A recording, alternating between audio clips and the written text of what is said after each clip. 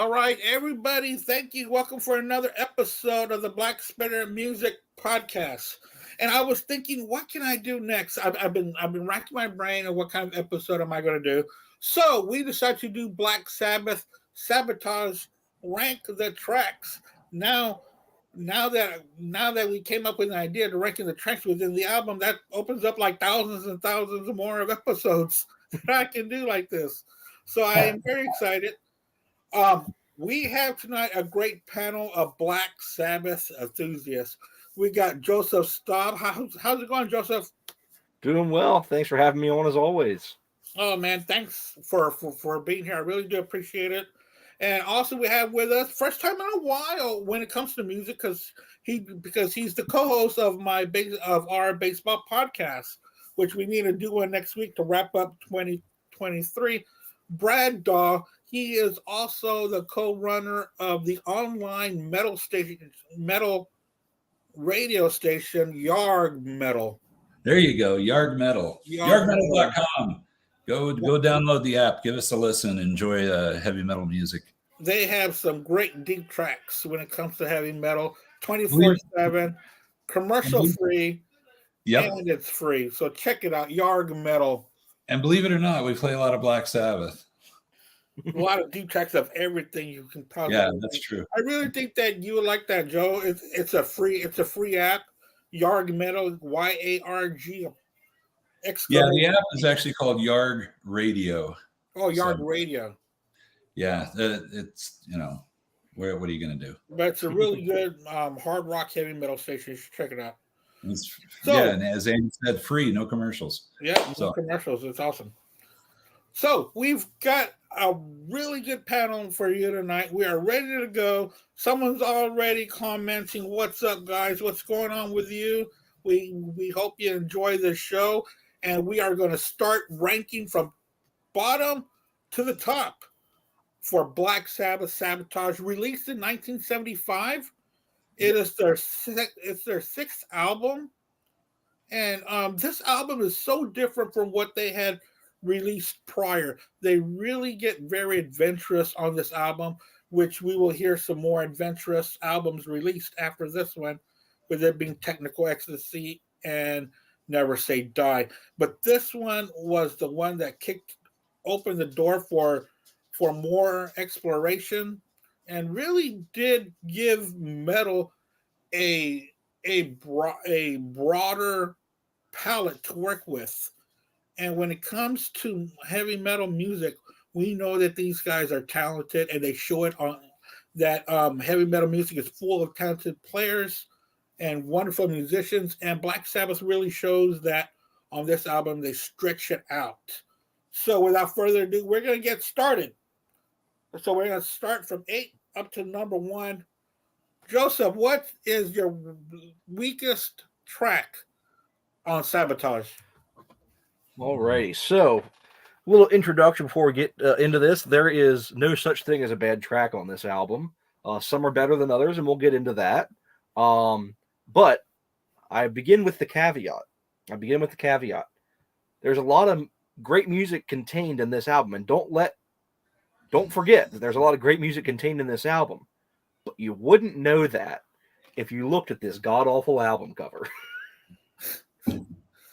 God, this album cover is so bad. I mean, right down to Bill Ward's red tights. Mm-hmm. Not good. But all the music contained in here is quite good. And unfortunately, I'm going to have to do a little bit of a cop-out here at number 8. And even though it is a great little track, Don't Start Too Late, the smart little sort of classical guitar piece that's track 2 on side 1 of the album, doesn't quite stack up to all the other tracks on this album that are full tracks. It's kind of like ranking Van Halen 2, and you kind of almost have to put Spanish Fly at number 10. Yeah. It's kind of one of those things. I mean, Tony Iommi always has some really, really cool little classical guitar pieces, but this song's not even a minute long, and it's a great little bridge between the first 3 tracks on the album. But other than that, it just doesn't quite stack up to the rest of the stuff on this album for me. And I think there's a story about the no pants for Bill Ward, which, just to add, I thought Bill Ward was fantastic on this album. Yes. From beginning to end, he he almost takes over this album with his drum. It's fantastic. But I think he sat down on something and he had to change his pants. And those are actually women's tights that they had for him to put on just so that he could be in the picture. Those they belong to his wife, supposedly. Oh, okay. Okay, but like he sat on something because they were always playing practical jokes, and he was always the end result of jokes. And if you look closely at the back cover, you can see his checkered underwear. It's a fugly picture from the front, and then you turn it to the back. It's even worse. It's just their old asses is all it is. It's crazy. And then you got Ozzy with his big old robe that he probably got from Rick Wakeman. He could borrow it to wear it. All right, so Joseph Staub started off with a little acoustic track there after the Hole in the Sky. Brad, what's your number 8 track on here? Yeah, I'm going to respectfully disagree with his number 8 on that. But I'll talk about it when I get to it. This song that I picked for number 8 is a song that I've just never liked. I mean, back in the day, in the 70s, when I got a record, I would go through it, listen to it a few times, and then I'd make a cassette tape, and I would cut out the songs I didn't like. I would even actually cut out parts of songs I didn't like. I mean, I would edit, do my own radio edits. This album, I actually cut out two pieces of this album, and one of them is number 8. And I don't know, this song just sounded nothing like Black Sabbath to me. I still don't know the real story behind it. It was there pressure. Well, there couldn't have been pressure from the record company because they were being sued and all that kind of stuff. And there was all kinds of bad things going on, which is why this album is called SaBBatage, because they felt they were being sabotaged by the record company, their management, and basically everybody. I mean, there was a lot of legal stuff going on, and they were really in a bad way over that. So this song number 8, I mean, lyrically, it fits with the rest of the album because it has to do with psychological things. There's a lot of mentions of psychiatric issues. But this one, Am I Going Insane? Radio, which I don't know that anybody's satisfactorily explained why the radio in parentheses is there. I don't know what Geezer's talking about here, but the lyrics actually are okay, but the music itself to me is just like, what the hell? I mean, it just doesn't work for me as a Sabbath song.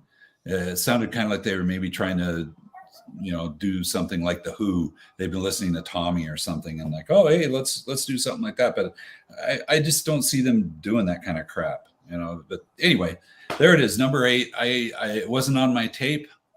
I listened to the whole album again today, everything, and even in my older age, where I'm more accepting of things, I still wouldn't put that on the album. Oh wow! Okay. The other thing that really perplexes me about this song is how it made their best of album. It's like, how is this a best of song? And that it was the only song from this album that We Sold Our Souls.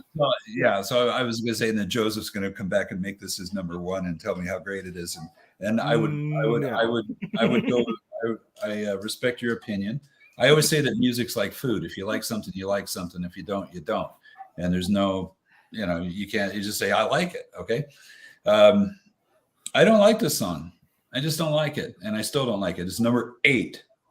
Well, when it comes to that song, I think it's called Radio Edit. And I think that's a tongue in cheek, I guess, because there is no other version. No, that's not why. I'll explain it here in a minute. It has something to do with mental, right? But anyway, what's Radio Edit? Why does it say Radio Edit on that? It doesn't say Radio Edit. It's just radio. Oh, it just says radio. And it is not edited, although it was certainly edited from my cassette tape. I'm going to start off with the last track, my number 8, Don't Start Too Late. The same thing as Joseph. I've always been the type that I'm not a big fan of Iommi's little pieces. Even though he does that on a lot of albums, well, all the albums, he gives himself a little piece, and he should. But it bothers me even when Eddie did it with Van Halen. It bothers me because it ruins the flow of the album to me.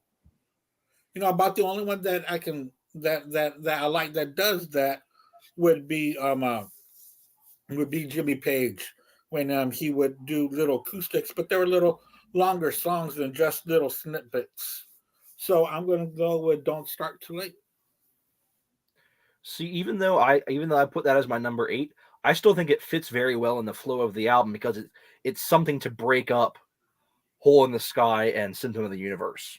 I think it fits really well in there to kind of, okay, Hole in the Sky came out and just absolutely crushed you. And then there's this little thing, and then one of the heaviest songs ever written comes afterwards. So I think it works very well, even though it's what I would put it my number 8. But for my number 7, I have to go right back to what Brad just said. Am I Going Insane is my number 7. So the radio, it's so insanity in the UK, a lot of mental is usually what the term is, but in British slang, radio rental is sort of like a slang word for mental, like crazy. Okay. So that's what the radio is. So it's Am I Going Insane? So like it's basically saying you're crazy at the end of just radio rental is a slang for crazy, basically. Okay. So that's where the radio comes from. But yeah, kind of like Brad said, I like the lyrics a lot, and I think the song kind of gets better partially as it goes on, but that intro is just so bad. The little keyboard thing is just so hokey and stupid. And I think like the verses and the chorus is actually pretty cool, but like then it goes back into that little keyboard thing later in the song. And I think any kind of momentum that it builds up throughout the verse and the chorus, it just kills. And so I don't absolutely hate the song. I think there's some redeeming things about the song, but I would never put this on a Black Sabbath playlist. And the fact that it is the only song from this album on We Sold Our Souls for Rock and Roll, I think is SaBBatage. And I think that it was probably Warner Brothers probably did that on purpose. 100%. Because pretty much every other song on this album is them attacking Warner Brothers. And so, and also a lot of the other songs on the album are also really long. This is the only one that has like a decent like length that could possibly be released as a single. All the other songs are pretty decently long. But I think, and I've heard several people say this firsthand, that the reason that they didn't check out SaBBatage until later in their discography was because of this song, and because it was on We Sold Our Souls for Rock and Roll. People who that was their first experience in the Sabbath, maybe they heard the stuff from the first couple albums, and then they bought We Sold Our Souls for Rock and Roll, and they heard Am I Going Insane? And they said, oh my God, that's such an awful song. That whole album must be bad. I'm not going to listen to that album. Only to come back years later and find stuff like Hole in the Sky, Symptom of the Universe, and the other songs we're going to be talking about here in a minute. So I think this song, it was just a very bad, it was bad luck for Sabbath. This song was. Well, yeah, because you're right. I was the first thing I bought by Black Sabbath is We Sold Our Souls for Rock and Roll when I was in junior high in a garage sale for 50 cents. I bought it because, I've heard of Black Sabbath and I've heard of Ozzy. Let me see how much I like it. Well, look at me now. I mean, I love Black Sabbath because of that purchase. So, but you're right. It's odd that this is the only song off this great album that is in that package. But then, was there really room? Because if you think about it, they really did already have that album full by the first previous albums. Mm-hmm. It was already stacked. That's my thing, though. If you're not going to include one of the good songs from this album, just cut it off after Sabbath Bloody Sabbath. That's all they would have had to do. Yeah. I think including this song gave this album a bad look. Oh wow. All right, Brad, what's your number 7? Before I get to that, I have to raise a glass to Andy for bringing Joseph onto the podcast here, because man, he's killing it right out of the gate. Oh yeah, he's great. So well done. Yeah, I'm gonna sit back and enjoy this lovely beverage and go on to number 7. Okay. I see your dog agrees with me. Number 7, I'm gonna pick. Hold on. All right, we're gonna lose Andy here. There's gonna be some more yelling off camera here. Okay, there we go. There you go. All right. So my number 7 is going to be Super Czar, and it's not that I don't like it, although it also didn't make my cassette tape. And as I listened to it today, I'm like, there's some really cool riffage in here. Yeah. The guitar part, very heavy, and just some really just bizarre lines in there that I think are totally cool. The reason I like this song the most is the very first time I saw Black Sabbath, which was on the next tour, Technical Ecstasy. They played this before the band came on, and it was a perfect intro piece while they're getting going. And trying to remember what they opened up with on that tour. I don't know if it was a song off of this album or not, but I think it might have been. So yeah, and the production on this album is I think very, very good. Normally I like instruments and stuff to be more up front, not push back like it is on this album. The drums and everything, I like a really big drum sound, but part of the magic of this album is the overall ambiance of it, the production of things. Just, I don't know, it just works so well on all the little backwards reverb and weird digital delay things that they're doing in there. I think are really, really, really cool, considering that I think Tony Iommi is credited with being the producer and Mike Butcher being mostly the engineer. I don't know that he really did any production stuff on here. So well done, Tony. So yeah, Super Czar, that's number 7.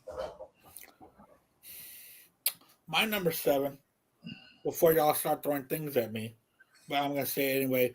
My number 7 is Hole in the Sky. Oh, jeez. Oh, that's this album is really, this song is doing really, really well. I'm grooving it. Man, they are killing it. And then out of nowhere, it just stops. Just stops. In the middle of it, just grooving and grooving and grooving, having that strong SaBBath starting track that could have gone longer, could have gone another minute with just the band jamming out, because that's where they were going. Then it just stops, and then it goes into my number 8 song. It just so it makes no sense of why it would just stop right there, and they were jamming and they were climbing, and then just silence. So that's why I put it at number 7. Hole in the Sky at number 7. I couldn't think of anything else. I was looking at other songs. I said I can't put this higher because of that stoppage. There's no reason for it. That's my number 7. Joseph. No, I'm going to process that one for a minute. I'm going to process that. Sure. Yeah. I know that y'all are going to have it higher, obviously. But don't you think it's odd that it just stops? No, I think it worked. To answer that question, no, I think it works great. Oh, okay. To answer the overall placement, no. So moving on from that Okay. life-altering decision, my number 6 is going to again be one that Brad just mentioned, and that is Super Czar. And kind of like Brad said, I think this song works better as a concert intro than it does an actual album piece.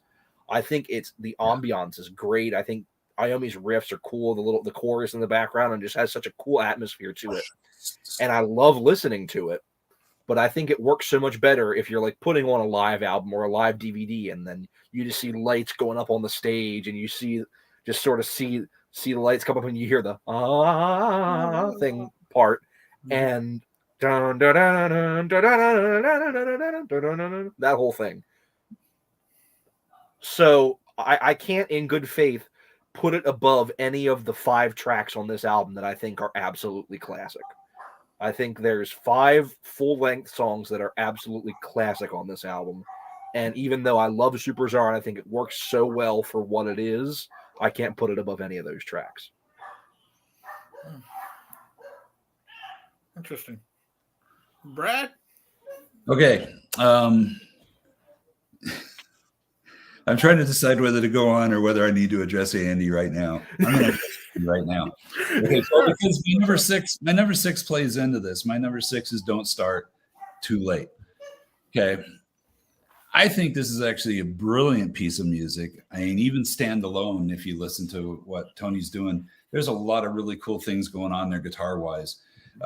It's better than a lot of the weird things that they inserted in between songs in the previous albums, in my opinion. It's certainly better than something like FX. Yeah.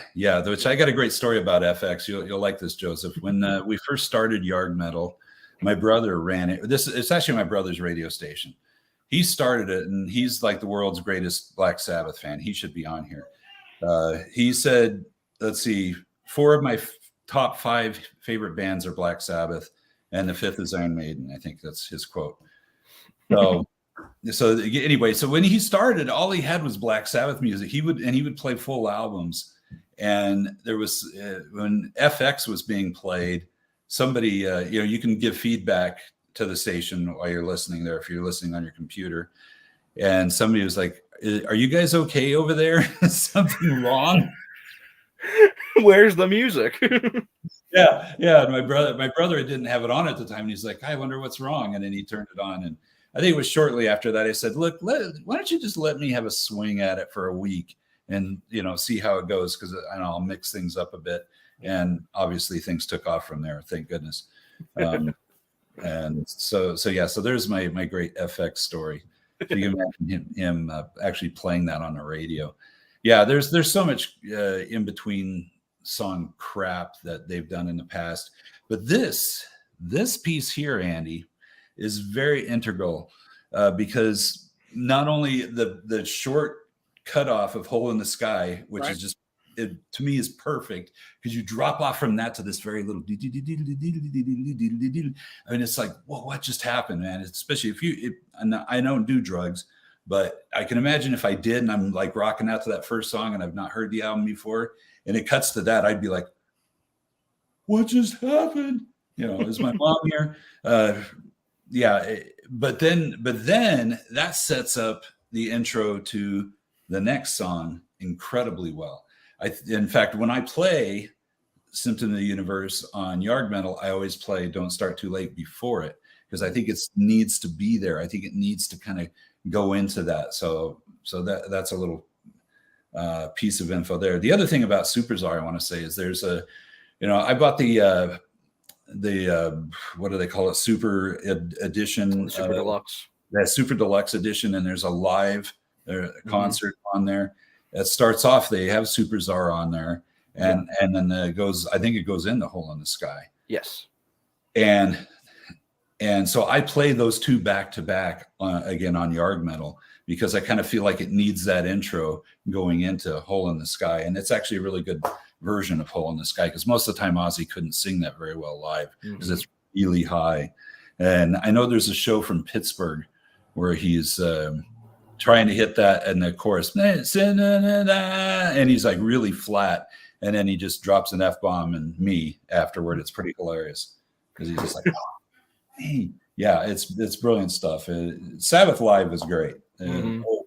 Always were, and Ozzy was he was always in good humor too. So that's my number 6. Don't Start Too Late. I think it's a really important song on this album. If you just went if you faded out Hole in the Sky and went into Symptom of the Universe, it just wouldn't be the same. And this could be probably because of listening to it as a kid and growing up with it that way. But again, I would have cut it out of the tape if it really was crap. Because FX didn't make my cassette tape either. In fact, I can tell you a lot of stuff that make that. But this did make my cassette tape because I felt it had to be there. And I love the drop off Open Sky. It's like, whoa, it's the silence is deafening there. It's really cool. And so I think Don't Start Too Late really gives you a needed chance to breathe before the riff in the Symptom of the Universe. Yeah, and it makes the riff so much. It makes the riff so much heavier when you're going in from this tiny little keyboard. I mean, from this tiny little acoustic guitar into dun dun dun dun dun dun dun dun. Yeah, and it just makes it perfect. Even purposefully, I'm sure the volume level of the acoustic guitar. It's not like brought up to match everything. It's really quiet. In fact, you could almost miss it. Listening to it at the same level. Is something going on there in the background? What is that? But it's a really important piece. So, Andy, you're number 6. Yeah, I am going to go with the same as Joseph. I'm going to go with Superstar. It's a fantastic piece of music, and I love it. I was thinking, what would be perfect to play in your garage on Halloween night when trick-or-treaters are coming, just in a loop, just over and over. I mean, that would just be so awesome, because that's what I was thinking when I was hearing the album yesterday, driving home from work. I thought, man, to put this on when kids walk up and it's just really cool. It's a great piece of music. So I'll put that at number 6. Cool. Now, just to say, I do like Hole in the Sky. Just that I like other tracks more. I want you to think I'm some kind You don't like it as much as you like Superstar, though. Yeah, I do. If you've noticed, Brad, there's also another track that he hasn't mentioned yet. Yeah, you're right. I sure haven't. That the rest of us have mentioned. Right. It might be a while before I mention it, or not. Oh my! All right, Joseph. What's your next one? What's your number 5? And Brad, you were worried about me putting it at number 1. I'm not worried about you anymore, Joseph. I'm not worried at all. So now comes the tough part.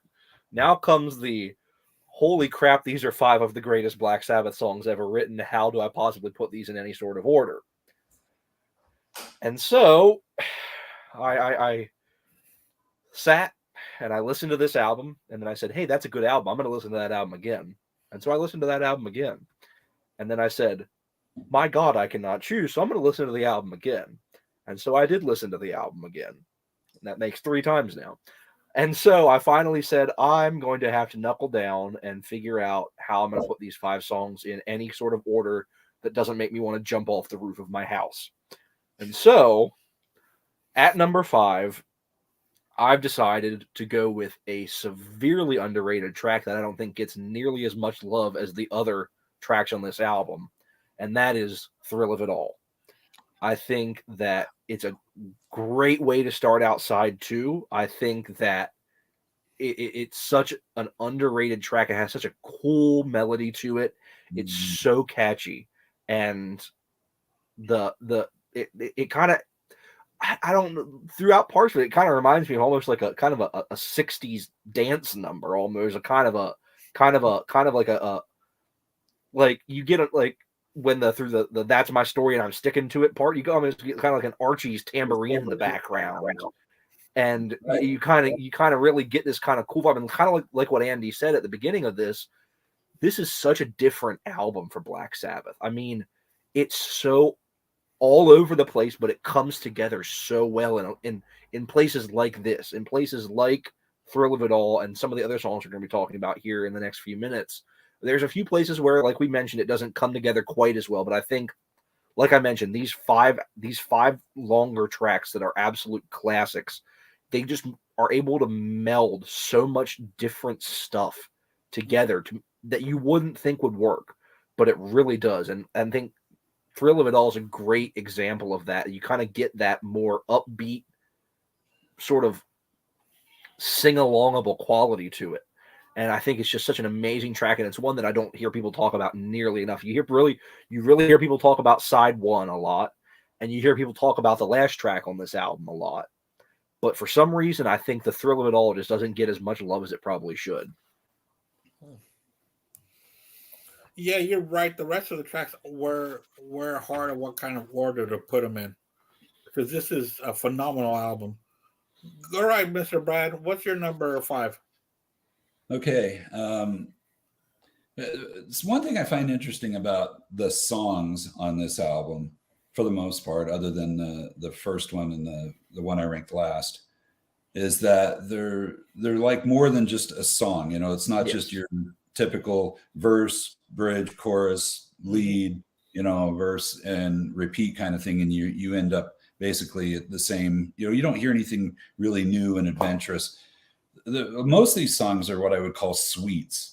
Yeah. Okay, we start off with, you know, one thing, goes into another, and then totally transitions to another piece of music that actually fits really well with the song. Yeah. And there's certainly a lot of contrast of dark and light, like Joseph was talking about in Thrill of It All, where you've got this really intense, you know, heavy stuff going on, and then all of a sudden it lightens up, and it's kind of a happy vibe, actually, like talking about kind of a 60s kind of happy vibe. And I think there's a little bit of purpose to that because of the emotions that they were going through at this time, with all this just terrible things going on, but somehow they're, you know, saying, hey, you know, we're gonna make it through this. Everything's gonna be okay. We're gonna vent, and everything's gonna be all right. Okay, jumping on to number 5 for me, and yeah, for these next 5 songs for me, you could pick any of them out of a hat. I think they're all just fantastic. And Joseph, I pretty much did the same thing. I listened to this again and again because I was having trouble ranking them. And by picking this song number 5 does not belittle this song at all. It's just I felt like the other ones just had a little bit of an edge over it. And it's the last song on the album, The Writ, which is an incredible, incredible song. And again, starts off totally a different piece of music, and you're like, where's this, you know, what's happening here? And then it goes into something really heavy and cool. It's incredible. Supposedly it's one of the few songs that Ozzy wrote most of the lyrics to. Yeah, he did. Which is like, holy crap, I mean, these are great lyrics. Come on, Ozzy, what even, you know, why aren't you writing more lyrics? So great song. I'm going to agree with Mr. Brad. My number 5 as well is going to be The Writ. And we would like to see Ozzy write more. That song is about the disillusionment of the record company.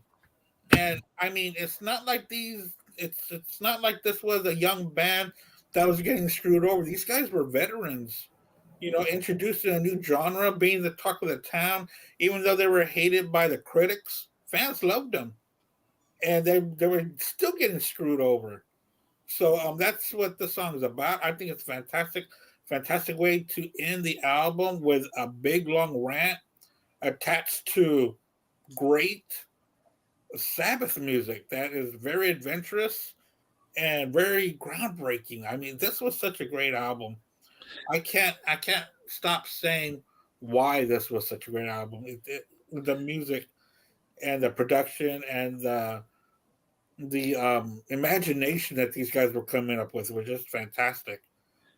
Yeah, I mean, you think of this song, the way it starts off with the kind of bass wah thing going kind of really low. Again, this goes back to what I was talking about with dropping Hole in the Sky to the other song and then bringing it back up. This song was doing it just in one song. So you're starting off with this, you know, weird bass wah thing, and then boom, you know, hitting it really hard, and then it transitions into, you know, we're going to be all right. You know, we're you know, yeah, it was the negative and the positive all rolled into one. Yeah, it made it for a great closer. Joseph, what's your number 4, buddy? All righty, so I guess I'll keep up the Writ talk. My number 4 is The Writ. I mean, just what an angry song this is. I mean, and I love, again, the way the transitions in this album, that like maniacal laughter at the end of Am I Going Insane that kind of fades into the beginning of this song. So like if you're listening on a CD, you start track 8, you're going to get that end of the laughter. So you hear that all that maniacal laughter into the bass wah, and you're just especially if you're listening to if you're listening to it on something that's like not great speakers, or like if you're listening to like a badly ripped copy, it goes from that maniacal laughter into like 30 seconds of silence. And then all of a sudden here comes Ozzy screaming his ass off. And so unless you're like actually getting out the vinyl and listening to it on some good speakers, or actually paying attention, you hear that amazing cool little like bass wah thing that Geezer's doing there. It's just so cool. This cool little atmospheric bass, and it's kind of like building up that anticipation. It's just, and then all of a sudden just it kicks in and it just blows you away. I mean, this album in general, but particularly this song is a great example of it, is probably the best vocals Ozzy Osbourne ever laid down. I mean, this track and a few tracks I'll be talking about here in a minute, basically the rest of the tracks I'm going to be talking about on this review, are the greatest vocals that ever came out of the mouth of Ozzy Osbourne. Ever. You have some great stuff he did before this. You have some great stuff he did after this. Nothing matches the raw emotion and power that came out of that man's voice on this album. Throughout the whole album, but particularly on songs like this. And he was just letting it out. And he was just letting his emotions go. Basically, this was his opportunity to get paid to scream at the people that were screwing him over.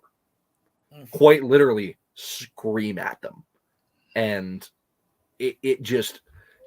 he was never able to match it. And I mean, a song that I'm going to be talking about here in a minute, and I'll talk about this specifically, you can hear later live recordings. It was a song that they came back to fairly often. He never matched the way it sounded in the studio. And I'll talk about that when I get into that song, and particularly the recording that I'm talking about. But just, I want to highlight that. For anyone who says that Ozzy's not a great singer, listen to this album and then go die in a hole. I'm not dealing with it. I'm not going to listen to you talk trash about Ozzy because of what he might sound like now. Let me tell you, I saw him live on that last tour. It was not good. It was not. That does not take away from how amazing of a singer he was in the 70s, and particularly on this album. Yeah, also, I mean, to be complaining about how you're getting screwed by your record company, remember, this was 75. I don't think it really had been done. Now it's done all the time, but back then... This was the same year that Queen wrote Death on Two Legs. Okay. So this was like the two songs that came out that exact same year that were like just vitriolic attacks on either the record company or their management company.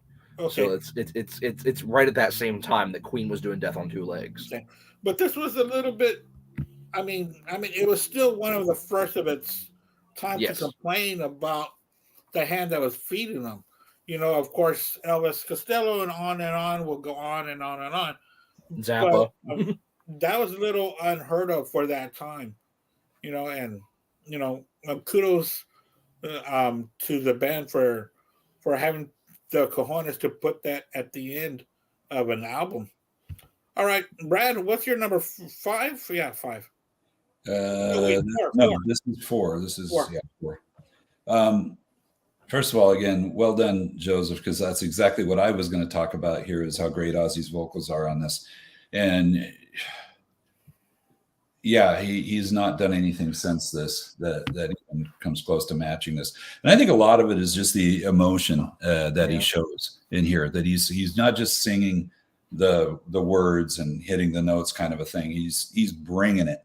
He's bringing it big time. And so The Rid is a classic example of that. So number 4, my number 4 was The Thrill of It All, or Thrill of It All. It actually was number 3, but then after listening one more time today, I moved it just because, God, it's such a great song. But the other one I had to put it up ahead. The thing I love about this is it starts off with a really cool guitar riff, which was used by Iommi a couple of times since, and other songs, which is fine. I mean, it's just the only time he uses it in this song is the very intro, and then it transitions into another piece that ends up being used later in the song, even though the song totally flips and changes. But both sections of the song are just fantastic. Both suites, I want to say. The guitar parts, I'm trying to remember, is this the one where he doesn't multi-track the guitar on it? His lead. See, I'm starting to get them all confused now. But his guitar work on this is just amazing. And the other thing I like about this album and this song is that the keyboards are used very, very well. I mean, they're not overbearing. They're not like, okay. Perfect on this album. They really are. Yeah. They play a really significant part of the song. And it's not like a lot of bands when they want to put new keyboards and then all of a sudden it's just like, why is that there? It's just basically doing the same thing a guitar is doing or whatever. No, the keyboard's really good part on here. I don't know who played the keyboards on here. I need to go back and read Tony's book again, just this section. And let me see if it's on the list at all. Because I know that Tony did keys, but I don't know whether he did it on this album or not. Was it Wakeman or Rick Wakeman did SaBBath Bloody SaBBath. Yeah. Okay. So, but I don't know if anybody's credited on this album as the keyboards. But yeah, I just got Geezer's book, so I'll see if he talks about it at all. I'm not sure if he breaks down the albums very well, but I'm hoping he does. I'm curious to hear. Hopefully, he'll talk more about his lyrics. And it's credited to Iommi. Okay, that makes sense. Yeah, Iommi. I mean, he even played flute on some stuff. I mean, he's credited for guitars, piano, synthesizer, organ, and harp. Harp? I don't know on what track. Okay. Yeah. And we haven't talked about the awesome use of cowbell in this album, but it's coming. Not yet. It's coming. It's coming. Even his personal personality, there's nothing else. It might be a few minutes before I talk about that awesome use of cowbell, if that's any hint for my list. All right, so there you go. The thrill of it all. If you think Black Sabbath is all paranoid and Iron Man, listen to Thrill of It All, and you'll see that they're not just you'll see there's a lot more to this band than you ever thought. Yeah. Go ahead, Andy. Yeah, I am going to agree with Mr. Brett on this one. The Thrill of It All is also my number 4. Again, I think the lyrics are so good on here. Can you help us, Mr. Jesus? He just goes, it's such a great song. I love it. And that's why I put it up at number 4 is Thrill of It All on SaBBatage. So good. Joseph, what are you going to do? Alrighty, so I'm actually going to. This is going to be my patented short diversion or rant, and it's something you made me think about when we were talking about the Writ and their problems with Warner Brothers, and I realized I never really made this comparison before. But so this album came out in '75, so that's when they were having their big stuff with Warner Brothers, and of course, I know Andy is as well as I quite a huge fan of Frank Zappa, and this was not even a year before Frank Zappa started having his big problems with Warner Brothers. He had the fallout with Herb Cohen, and then of course the leather dispute of '77 that would end up being broken up into Zappa in New York, Sleep Dirt, Studio 10, and Orchestral Favorites, all because of a huge falling out with Warner Brothers. And so it's really interesting to think that this was not uncommon for Warner Brother records in the '70s, that this was happening to a band that Frank Zappa admired quite a bit, to the point where he said in 1974 that Supernaut was his favorite song written up to that point. And so it's kind of interesting to make that comparison. They were both on Warner Brothers.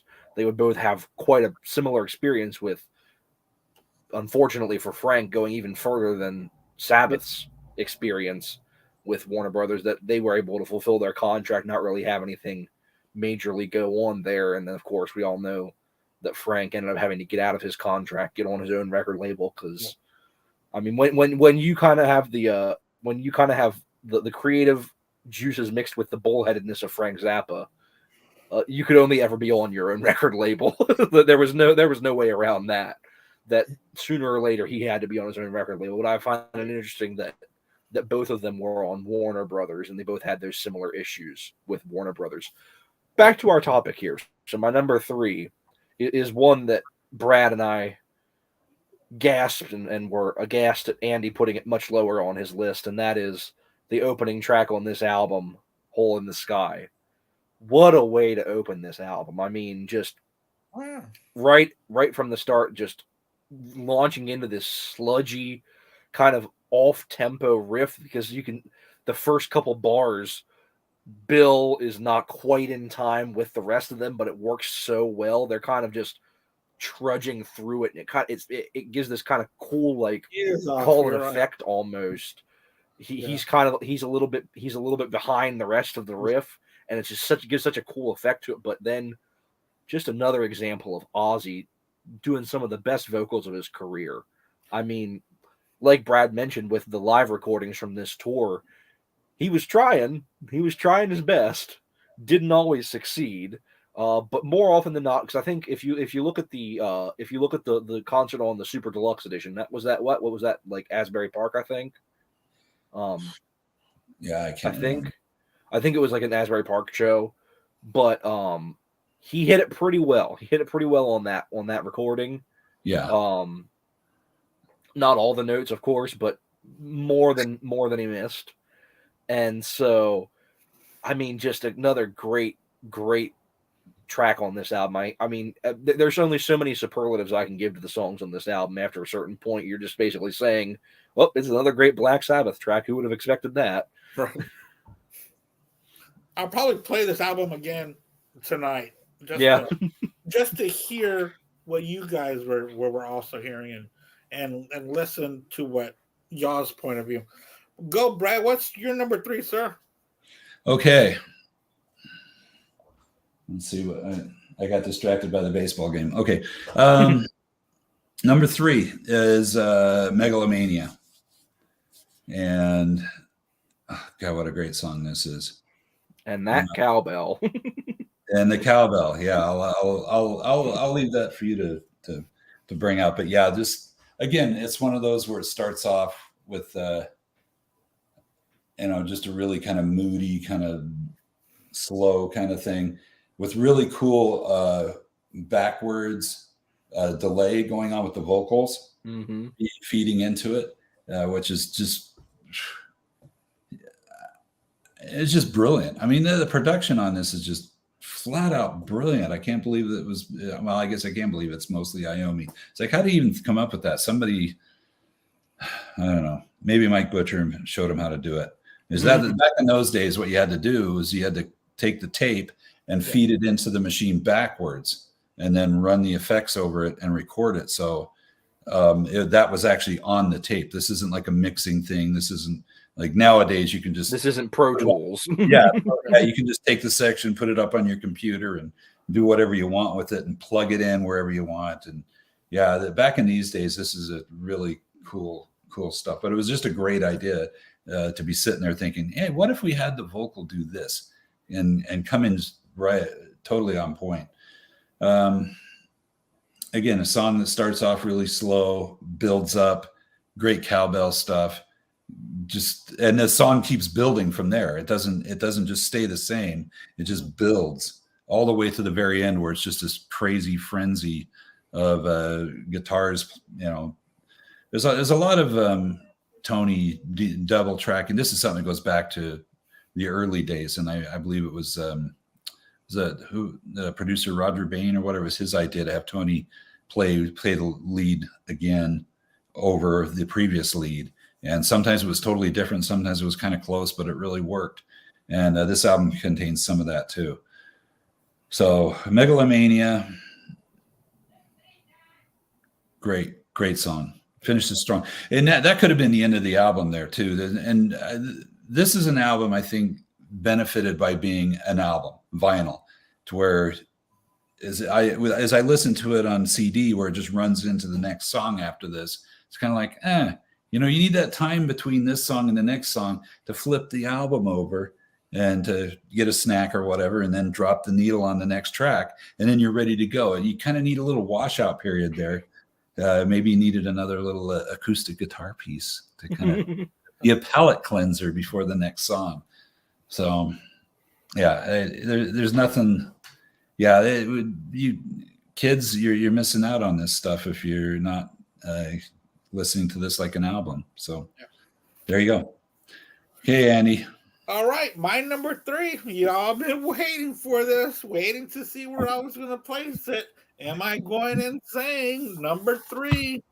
The answer is yes, you are, Andy. That is my number 3. Pretty sure y'all were wondering when it was going to come out. So I know why it's your number 3, because your first SaBBath album, it was the only song that you heard off this album. So you weren't you weren't presented with it as part of this album. If you had been, you'd probably think about it differently. But because you'd listened to it so many times before you even heard this album, you already had it programmed into you. It's kind of like Dire Straits, Sultans of Swing. If the radio hadn't pounded it into my head, I would have. Yeah. Next. Okay. Sorry, Andy. No, it's all right. But I've always liked the song. I guess it was from We Sold Our Souls. But I really like the production work on this track. I like the echoing of his vocals. I just like the mess that this track is, because it is a mess, but it is so great. And I put it at number 3 on this very strong album. It's a very strong album, but that's my number 3. Okay. I want to hear from Al after this is over. I got to hear his ranking. Like, if Al puts this in his top 5 on this album, I'm going to think moving to Florida is really screwed with his head. Okay. It's not that bad of a song. Or acting like it's The Wind Beneath My Wings or something. Hey, I like that song. The fact that you rarely see a outside temperature lower than 100 degrees, Andy, that probably has something to do with this. Right, we're all around here in the south. But I don't know where Joseph is living, but I got to imagine there's some cooler temperatures there. Yeah, no, it's currently about 25 degrees outside up here in sunny South Central Pennsylvania. See, this album is all about contrast, and that's what makes this album great. It's not just the same thing for the whole album. It's not like pop music is today, kids, where it's all just pegged out and such horrible lazy production these days. Yeah. This song, this album is, oh god, yeah. It's like the same producer makes the same albums for everyone's genre these days. Yeah, country has their one producer, pop has their one producer, rock has their one producer. Just listen to the last 2 Ozzy solo albums. I like those albums. I do too, but I get what Joseph's saying. So production wise, we've gone off on a tangent here. So we're down to our top 2. Top 2. Okay, let's go. 2. And I will just say, maybe that's why I like the Stones album, because it's also by Andrew Watt. I like his production work. Oh, he's good. Did he do the Stones album? Yeah, I haven't heard it yet. I need to. I like put it on my list. Okay. All right. So before I talk about one of the heaviest songs ever written, I will say, Andy, gosh darn you, I love Wind Beneath My Wings, and I'm not too much of a man to admit that Beaches made me cry. So I never saw Beaches, but correct me if I'm wrong, but Sheena Easton had done that first. I believe so. It was a song that existed. It was a song that existed before Bette Midler did it. Yes. Right, yeah. And I didn't know that until recently. And there was another Bette Midler song, or it might be that one that was also done before her. And I can't remember who. There was quite a few. She was mainly known for covering songs. Not known for writing songs. No, she's not Dolly Parton. No, hey, I love that in the middle of a Black Sabbath discussion, we're talking about Bette Midler. Hey, it's what we do. It's what we do. So now on from movies that make us cry to one of the heaviest tracks of all time. I like my number 2 is the absolutely bone-crushing Symptom of the Universe. Oh, what a freaking song. Just from the opening riff all the way through to the hippy dippy ending. Yeah. I love it all so much. And this is the track that I was talking about specifically that Ozzy would redo later in his career and not be able to hit those notes. And specifically, I'm referring to the version on this album. Oh yeah. Yeah. It's a great version, as are almost every track on this album, but it's not. It's not. It's not Symptom of the Universe on SaBBatage by any stretch of the imagination. It's a great attempt. It's a great attempt, but it's nowhere pretty near. Surprising that it's on there, really. And again, it's the only track from SaBBatage on that album. But I mean, it's Symptom of the Universe. That's about all I can say. It's known as one of the probably top 5 greatest Black Sabbath songs ever written. It's one of the top 5 greatest heavy metal songs ever written, which, in my opinion, those two are equivalent terms. The top 5 Black Sabbath songs and the top 5 heavy metal songs are the same thing.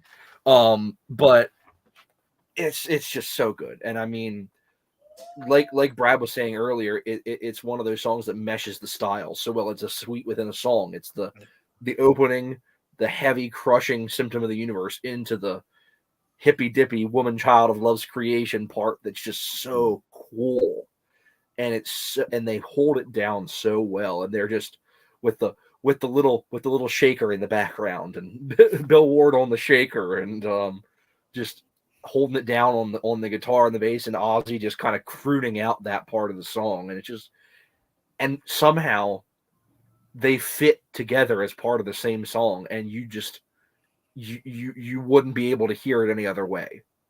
And it just works so well. And I think that's what makes this album particularly so great, is that they're able to do that you can listen to a song that half of it is the heaviest thing ever written, and then it goes into basically a Grateful Dead jam, and a jazzy kind of like hippie track. Yeah. And it works. And you're like, yeah, it's supposed to sound like that. Right. And it's just so good. It's just, that's all you can say about it. It's just that good. Yeah, it really is. What's your number 2, Brad?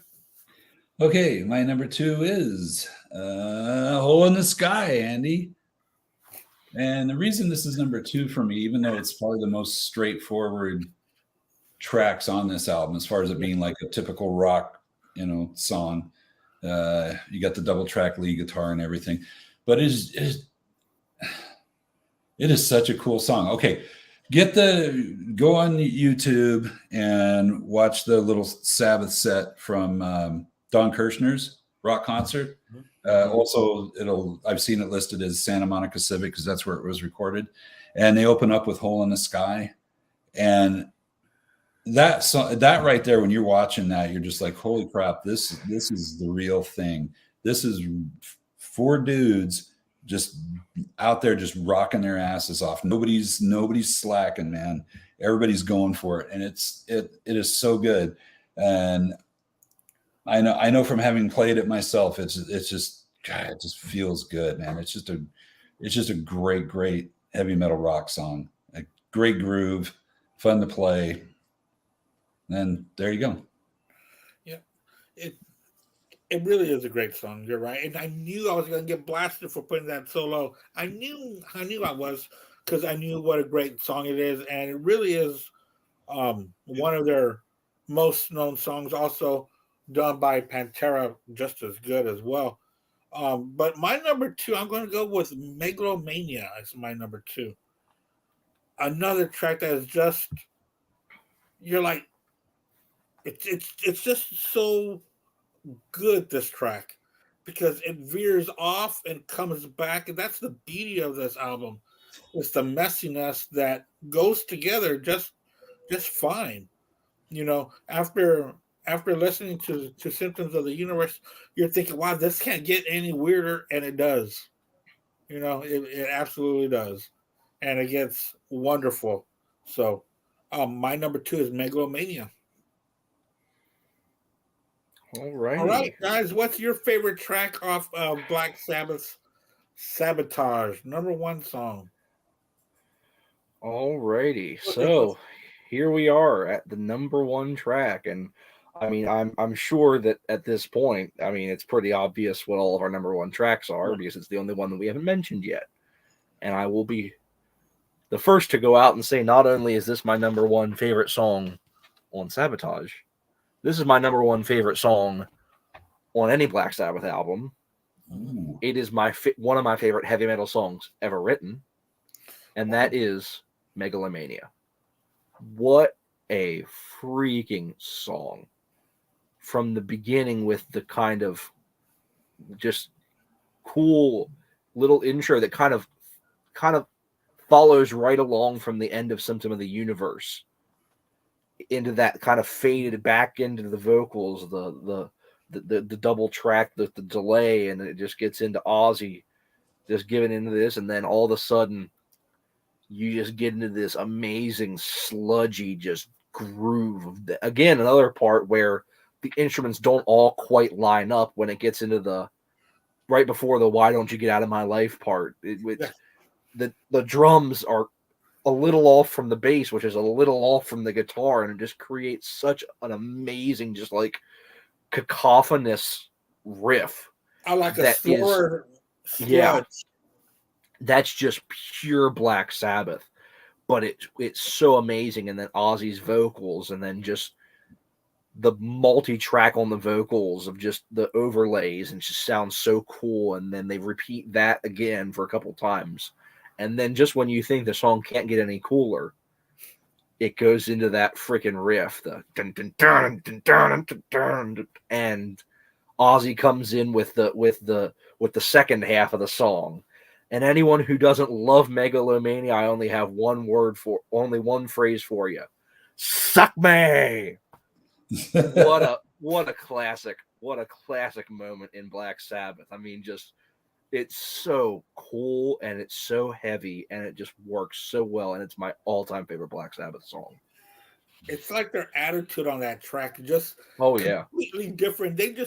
It's like a heavy metal band swinging is what it is, and it's just beautifully done. All right, and Brad. What a great way to close out the first side of the album too. Yeah, you're right. And then you're right after Mm-hmm. you hear that side, it's time to go get yourself a drink and like Brad said, when you got to listen to it on this form, you got to you got to drop it, and all of a sudden, Hole in the Sky comes out of nowhere, and you go through side one, and you're just getting blown away, and then just right when you can't take it anymore, the end of Megalomania, and it just stops, and you're just like, I need to breathe. I need to go get a drink of water. I need to refresh myself. I come back in, I flip it over, and you get right into the thrill of it all. It's the only way to listen to this album. Is that a remastered version, Joseph? This is the 180. Yep. Okay. All right. I gotta look into updating my version, because I do have the I guess the original pressing of it, but I would like to get a better sounding one. Yeah, the hard part about Black Sabbath and getting vinyls is they've remastered the catalog like 10 different times. Yeah, okay. On vinyl. This one particularly, this is the 2015 Sanctuary BMG pressing. I know Rhino did a repress. I know they did a couple different represses, but this one sounds really good. So I mean, if you're looking, I know I got this on Amazon, and so it was probably like the most accessible 180 gram, and so so it's definitely sounds really good. Okay. Yeah, I might have to, or I've been hearing so much good things about that deluxe edition of the SaBBatage. Heard a lot of good things about it, and I've looked into it. It does, and it might be something I might be getting in the future. All right, Brad, what's your favorite track off of SaBBatage? Okay, and I gotta say this while I'm thinking about it, because I'll probably forget. Yeah. But as I listen to the production of this, it's not exactly what I really want out of an album, but it's perfect for this album. I kind of wonder if they did like on Technical Ecstasy, where they had Steve Wilson remix it, which actually I think those remixes are very cool. A lot of times when you hear an album remixed, it's like, no, this is no good because of what you're programmed to. it's hard to accept something different. But I think he did a brilliant job with that. I'd kind of like to see what he would do remixing this album just for fun. Okay, not that I would. Not that it needs it. Okay, it's perfect the way it is. Okay, number one, Symptom of the Universe. One of my everything Joseph said about Megalomania is what I would say about Symptom of the Universe. It's one of my favorite SaBBath songs. One of my favorite songs to play. The only problem with playing it is that without a drummer who can really, do it like Bill Ward did, and very few can. It's not as good. And also just during the part where the guitar I've played with a lot of people and very few guys can actually make that sound good. It's I don't know that he's doing the same thing over and over. I need Al here as a guitar player to tell me. It sounds to me like there's little variations in there, but I've played with people that it's just like, no, let's stop. You're wrecking the song. Let's not play this anymore. And the same thing with the drums, because you got to be able to, you got to be able to do those fills, man. And you don't have to do it exactly like that, but you have to get the feeling of it. And that's what Bill is so good at, that kind of thing. Like a Fairies Wear Boots. God, there's so many examples of where he's just doing fills that nobody else could do. So Symptom of the Universe, heavy, jumps right out of the gate. It's a blast to play. Very difficult to sing as well. And they nail it. It's my favorite Black Sabbath song. So there you go. Yeah. My number one, I'm pretty sure I haven't talked about it at all yet, is Symptoms of the Universe. Once again, it's so different from anything else you would hear from them previously or really after as well. Putting in that jazzy yacht rock kind of track at the end of this amazing bone crushing song. It takes guts to do that, and it fits. I don't know how, and I don't know why, but it's the perfect track on this album.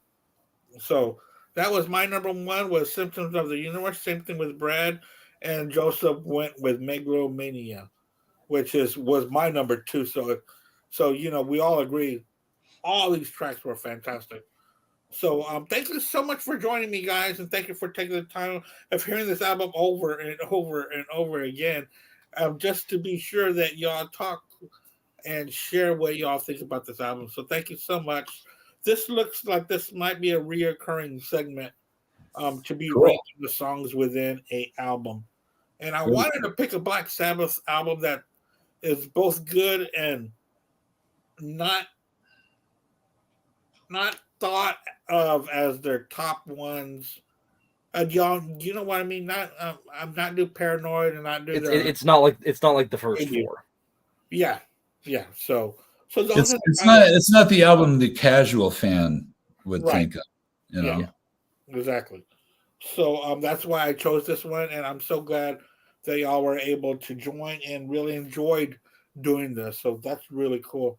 Tomorrow I'll be on the BS sessions along with Joseph as well. We're going to be making our own K-Tel album of 90s ballads. hey, maybe Bette Midler will jump in there. Maybe tomorrow we could be talking about her instead of during a SaBBath show. Hey, you got to switch it up every now and then. Yeah, sometimes we always go off the rails here, and that's fantastic. Oh, wow, I didn't know that. So thanks a lot so much, guys, for being here. Brad, we got to stay in touch and do a episode next week to wrap up the 2023 season. And Joseph, I'll talk to you tomorrow. And everybody out there, thank you for watching. Thank you for the wonderful comments. And Al, get better real soon, buddy. Yes, please, Al. You were missed today because I think this was really been up your alley with all the production, all the stuff you could add. So thank you so much for being here, guys, and we'll talk to y'all later. Anything else y'all want to add? Oh, do you know what you're doing next week yet? No, I don't know what I'm doing next week yet because I am doing another podcast with Jerry and Kate, and and we want to do two episodes next week. So I'm trying to make myself a little bit more readily available to get that done, because we've been going back and forth about it for over a month now. So we picked next week, so I'm going to keep myself available. But if it's not a Wednesday, I will surely have an episode. And I'm thinking of doing one that we talked about last night the night before, about a topic, the album cover that represents the songs on the album, where the album cover matches the music inside. Very cool. I think that's going to be interesting. So, because I've already got a couple in my head that I was thinking about at work today. So that's what I might do next week if I'm able to do something. But I will keep you in mind, Joseph, and I'll send you a shout out to Brad if you're able to join us. Cool. All right. Thanks a lot, everybody. Thank you for watching, and remember, rock on. You guys take it easy. Andy. Yes, Brad. Yes. I just want to say I want to say two things. Number one, it's a pleasure to meet Joseph. Oh, yeah. Pleasure to meet you as well. Yeah, I love chatting Black Sabbath with you, and hopefully down the road we'll get to hang out again here on the Black Spinner Show. And then one other thing, as we've been talking about here, in about 2 hours, kids, if it's not a school night for you, you want to stay up and listen to Yard Metal. We're going to be playing It's Super Czar live. Well, the intro, and it's Killing Yourself to Live that it goes into. And because that was so badass, I let it go into the next song, which is Hole in the Sky. So that's the kind of cool stuff you get on Yard Metal. Yardmetal.com is where you find the website. Yard Metal Radio is the app at your favorite app store. Free. It's awesome. Thank you, Andy, for having me. And man. Joseph, again, a pleasure. Yeah, Joseph, I really think that you would dig that Yard. Yeah, I'll definitely have to check it out. Yeah. I mean, it's awesome. You'll probably see a picture of Brad's son with his bass. That's true. Yeah. You see that way too much. Unfortunately, the company who runs this whole thing they're not real good with the album artwork. Sometimes they totally get the wrong album and the wrong artwork. But yeah, when they don't have anything for it, they throw up this picture of my son playing my bass, which is pretty awesome. Yeah, it is. Yeah. All right, guys, y'all take it easy, and I'll keep y'all in the loop of what's going on next week. All right, guys. Cool, man. Good. All right, y'all take care, man. Night, everyone. Peace. That looks pretty cool. We're still on the air, but that looks fantastic. That's cool.